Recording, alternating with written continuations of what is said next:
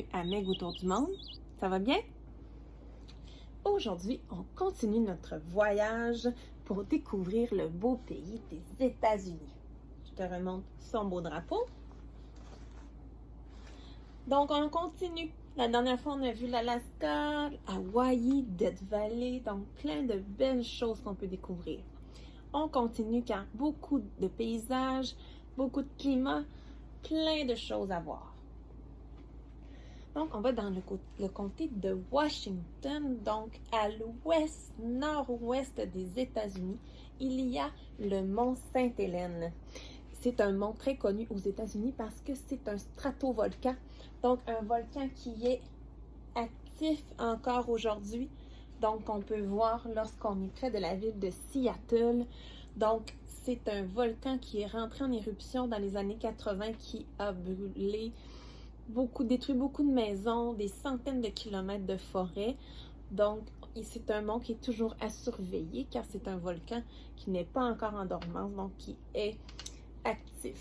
Donc, il est surveillé de très près, mais les gens s'en approchent quand même pour aller le voir. Donc, c'est très impressionnant comme visite.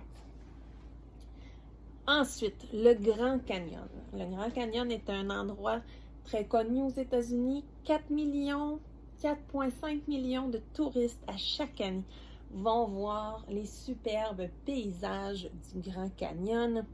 Donc, tu vois donc des rochers rouges, donc très typiques des paysages du Grand Canyon. Donc, le Grand Canyon, il porte très bien son nom. Donc, il est gigantesque. C'est son immensité qui attire autant de touristes, la beauté de ses paysages, mais aussi son immensité, à quel point c'est impressionnant. Donc, le Grand Canyon, il a 450 km de long. Le canyon, donc, qui a été formé par la rivière Colorado, avec des milliers et des milliers d'années. Donc, c'est creusé le canyon.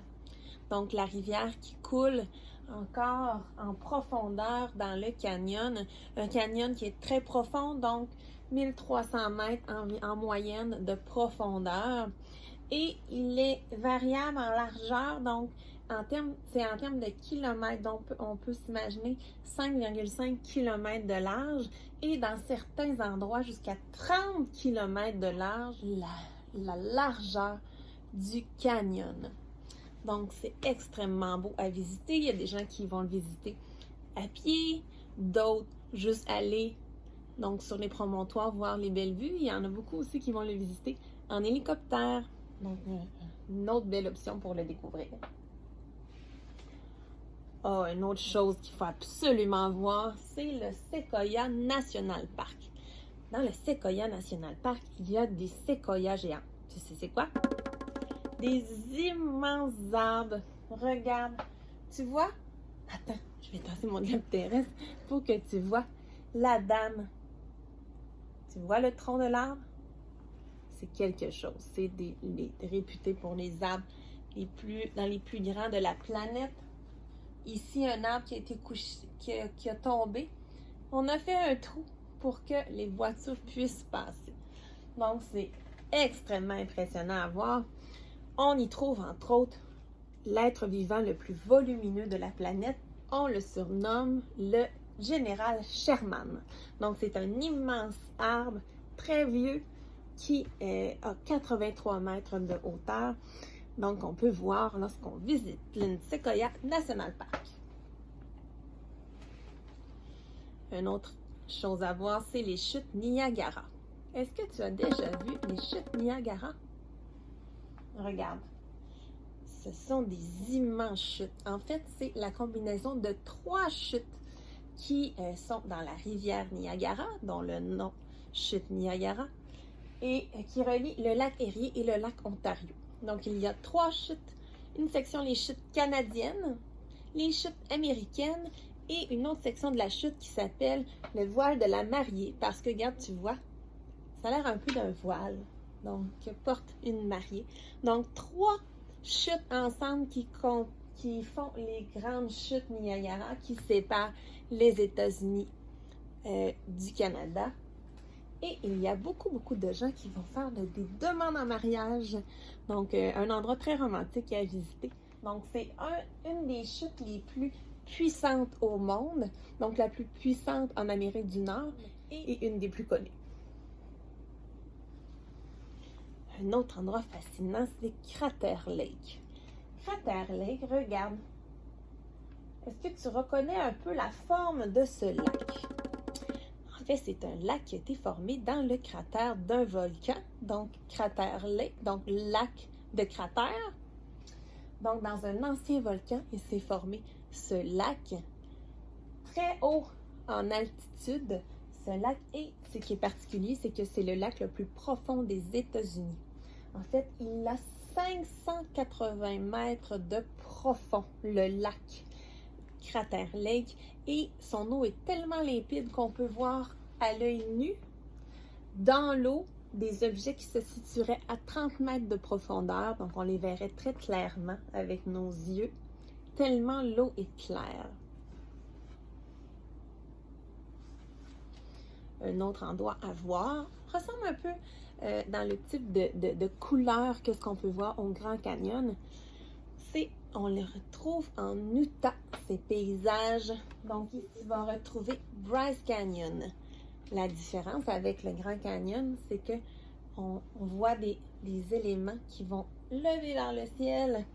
Donc, c'est des stalagmites, donc de grandes flèches de calcaire qui ont été formées par des millions et des millions d'années. Donc, les flèches oranges, blanches, rouges, donc à perte de vue dans le Bryce Canyon. Et un autre bel endroit qu'on voit beaucoup dans les films de western avec des cow-boys. Tu as peut-être déjà vu un film de cow-boy. On voit souvent ce type de paysage-là. Ça a souvent été tourné au Monument Valley.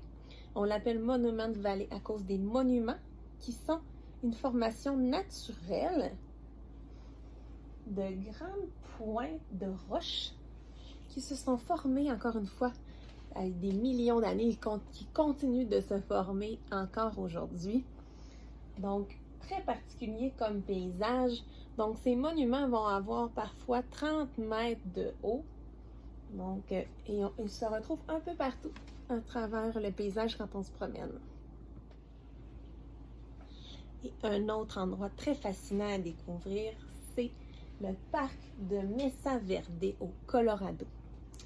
C'est l'endroit où il y a le plus de sites archéologiques aux États-Unis. Je ne sais pas si tu vois, dans la falaise, ici, c'est toutes des petites maisons qui ont été construites à même la falaise. Ça a été construit il y a des centaines. En fait, les premiers habitants qui se sont installés à cet endroit, ça date d'il y a 7500 ans. Et avec les années, autour des années 500-650 après Jésus-Christ, ils se sont construits des habitations à même la roche de la paroi de la falaise. Maintenant, il n'y a plus de gens qui habitent dans ces maisons. C'est un site archéologique à découvrir. Ensuite, je fais découvrir le mont Rushmore, donc qui est une montagne où environ 2 millions de personnes vont se rendre chaque année pour découvrir les sculptures qui ont été faites à même le roc de la montagne. Donc, on imagine à quel point les visages qui se retrouvent sont gigantesques.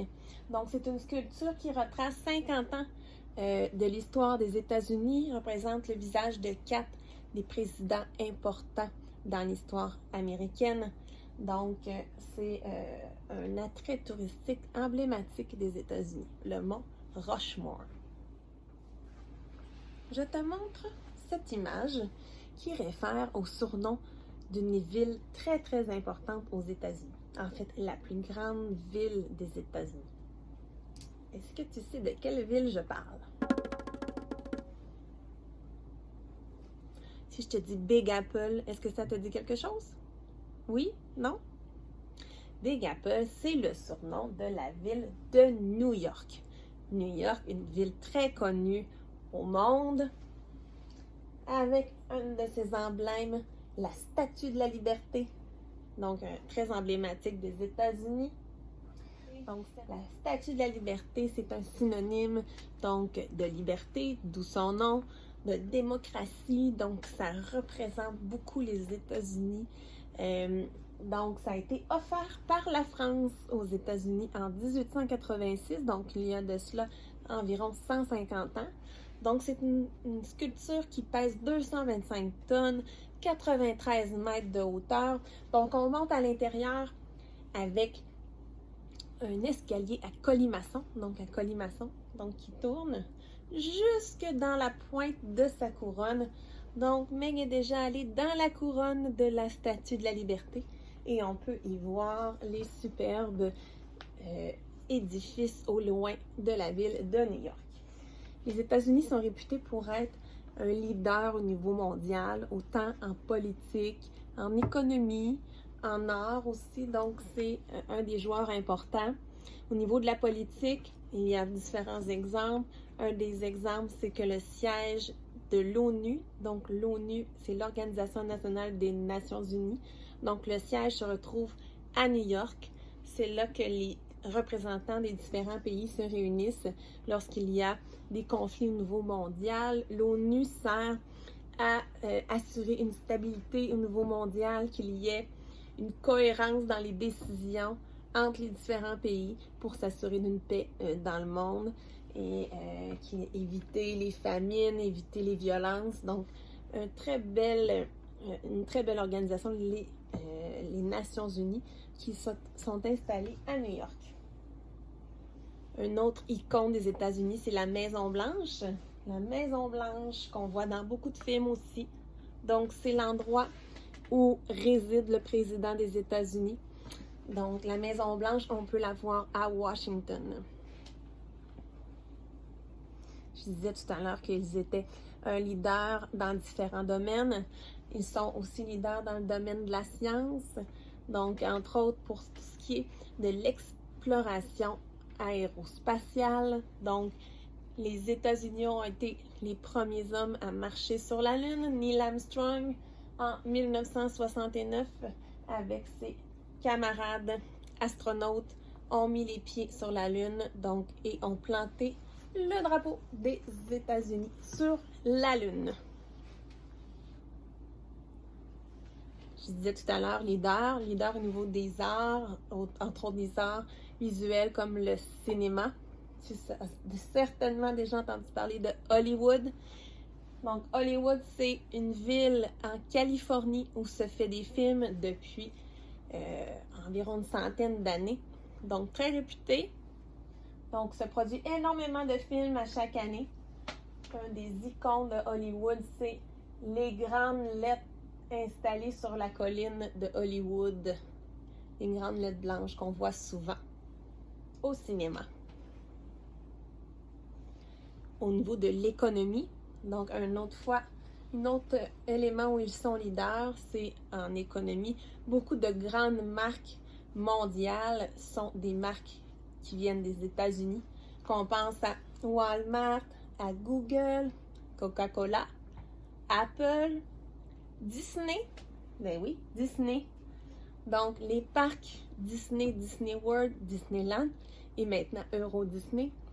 Et les nombreux films d'animation et tous ces personnages, donc Mickey, Minnie et Cendrillon, Blanche-Neige, oh mon Dieu, Aladdin, on peut en nommer beaucoup. Donc le monsieur ici, c'est Walt Disney, un Américain qui était visionnaire et qui a développé tout cet environnement, cette magie pour les enfants.